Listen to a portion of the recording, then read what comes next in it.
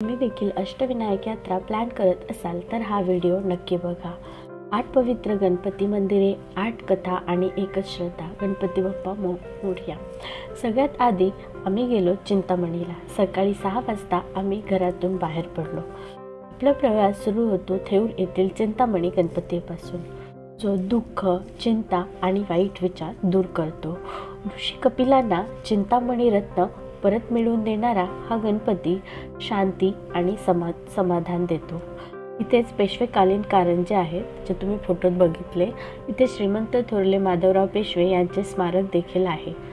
मंदिराच्या आतमध्ये खरंच खूप प्रसन्न वातावरण होतं। सकाळी आम्ही जवळजवळ सकाळी 7:30 वाजताच मंदिरामध्ये पोहोचलो होतो, त्यामुळे जास्त गर्दी नव्हती आणि दर्शन खूप छान झालं।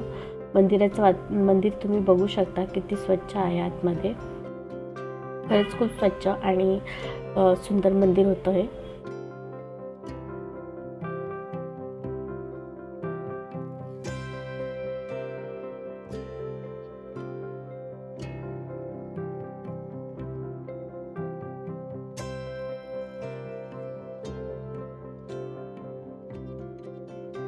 पुढचा टप्पा आहे मोरगाव, जिथे मोरेश्वर गणपती मोरावर आरूढ आहे।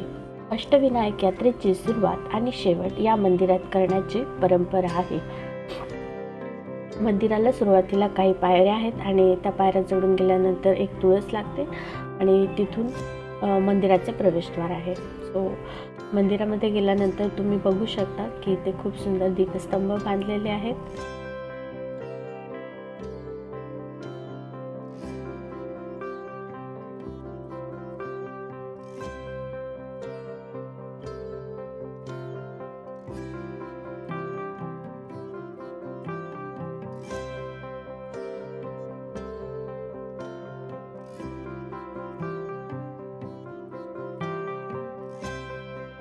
मंदिराचं पूर्ण बांधकाम हे दगडी बांधकाम आहे।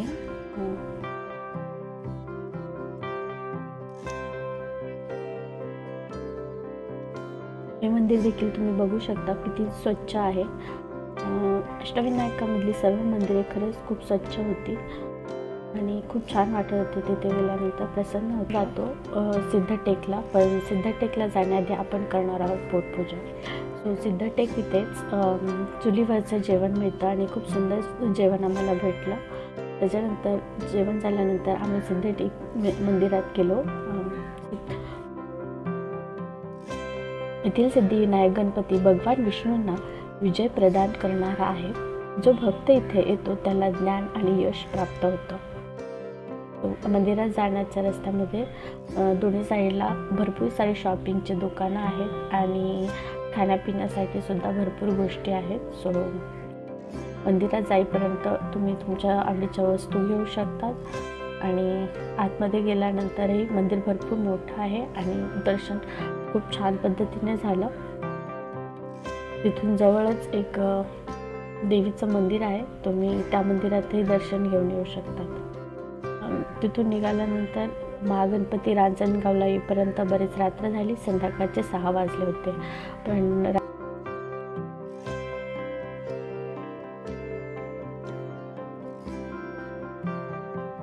हा गणपती आहे जो भगवान शिवाला त्रिपुरासुराचा वध करण्यासाठी सामर्थ्य देणारा गणपती मानला जातो। भक्तांना अपार शक्ती आणि धैर्य प्रदान करणारा हा गणपती आहे।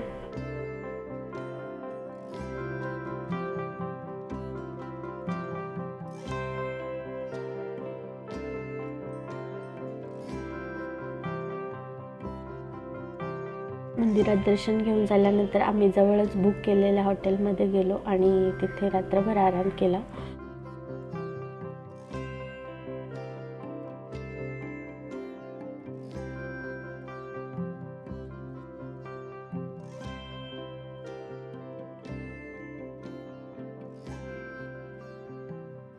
दुसरा दिवस सुरू झाला तेव्हा आम्ही निघालो लेण्याद्री येथे।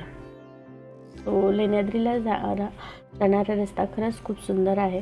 सो इथे गिरिजात्मक गणपती डोंगराच्या गुहेत विराजमान आहेत। हे ठिकाण पार्वती मातेने गणेशासाठी तप केलं होतं असं मानलं जातं। इथे तुम्ही बुद्धांच्या काही लेणी आणि स्तंभ पण बघू शकता। लेण्याद्रीला जाण्यासाठी जवळजवळ 300 पायऱ्या तुम्हाला पूर्ण कराव्या लागतात आणि वरती गेल्यानंतर खरंच खूप सुंदर नजारा बघायला भेटतो.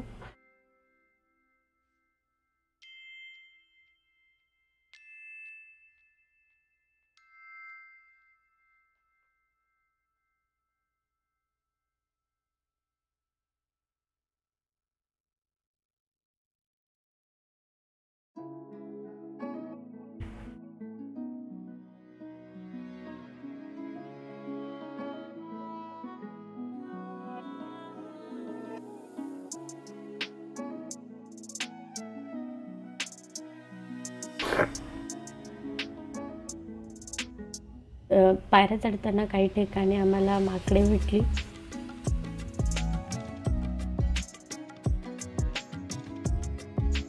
तिथून पुढे आम्ही निघालो श्री क्षेत्र विघ्नेश्वर, श्री क्षेत्र ओझर येथील विघ्नहर याच्या मंदिरामध्ये.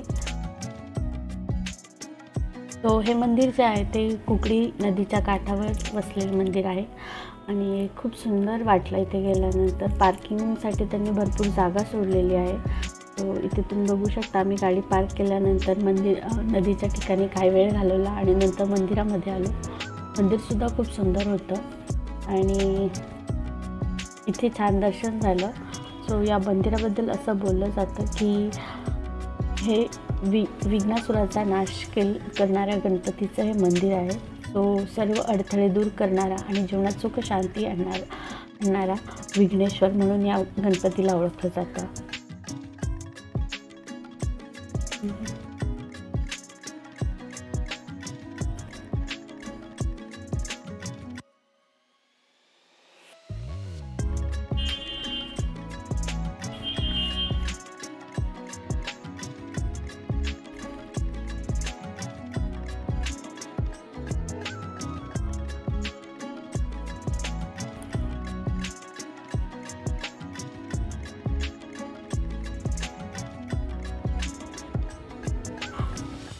इथून पुढे आम्ही निघालो पाली येथील बल्लाळेश्वर गणपतीच्या दर्शनासाठी. तो भक्त बल्लाळाच्या नावाने ओळखला जाणारा हा एकमेव गणपती आहे जो भक्ताच्या भक्तीचा आणि निष्ठेचा प्रतीक म्हणून मानला जातो.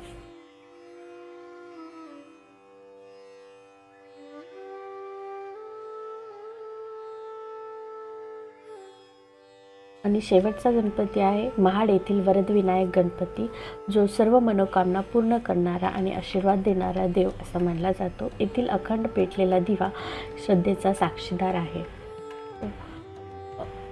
महाड